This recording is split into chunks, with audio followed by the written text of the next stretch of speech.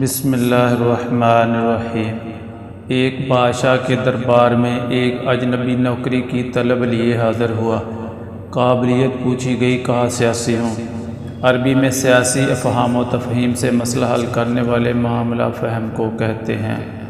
بادشاہ کے پاس سیاستدانوں کی بھرمار تھی۔ اسے خاص گھوڑوں کے استبل کا انچارج بنا لیا، جو حال ہی میں فوت ہو چکا تھا۔ چند دن بعد بادشاہ نے اس سے اپنے سب سے مہنگے اور عزیز گھوڑے کے متعلق دریافت کیا۔ اس نے کہا نسلی نہیں ہے۔ بادشاہ کو تعجب ہوا۔ اس نے جنگل سے سائس کو بلا کر دریافت کیا۔ اس نے بتایا گھوڑا نسلی ہے، لیکن اس کی پیدائش پر اس کی ماں مر گئی تھی۔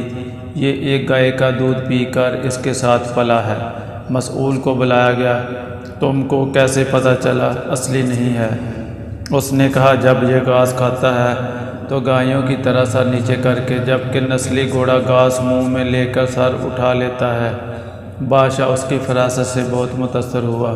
مسئول کے گھر اناج، گھی، بنے دمبے اور پرندوں کا اعلیٰ گوشت بطور انعام بھجوایا۔ اس کے ساتھ ساتھ اسے ملکہ کے محل میں تعینات کر دیا۔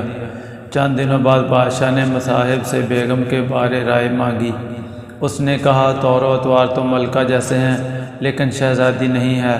بادشاہ کے پیروں تلے سے زمین نکل گئی۔ حواس بحال کیے، ساس کو بلا بھیجا، معاملہ اس کے گوش گزار کیا۔ اس نے کہا حقیقت یہ ہے، تمہارے باپ نے میرے خاوند سے ہماری بیٹی کی پیدائش پر ہی رشتہ مانگ لیا تھا، لیکن ہماری بیٹی 6 ماہ میں ہی فوت ہو گئی تھی۔ چنانچہ ہم نے تمہاری بادشاہ سے قریبی تعلقات قائم کرنے کے لیے کسی کی بچی کو اپنی بیٹی بنا لیا۔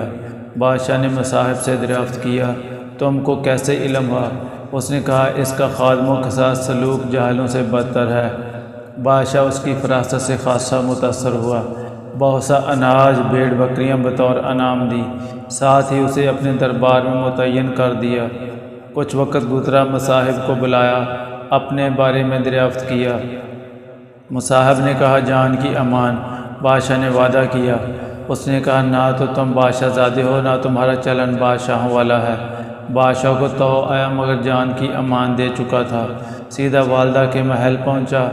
والدہ نے کہا یہ سچ ہے، تم ایک چرواہے کے بیٹے ہو، تم ہماری اولاد نہیں تھی تو تمہیں لے کر پالا۔ بادشاہ نے مصاحب کو بلایا، پوچھا بتا تجھے کیسے علم ہوا؟ اس نے کہا بادشاہ جب کسی کو انعام و اکرام دیا کرتے ہیں تو ہیرے موتی جواہرات کی شکل میں دیتے ہیں، لیکن آپ بھیڑ بکریاں، کھانے پینے کی چیزیں عنایت کرتے ہیں۔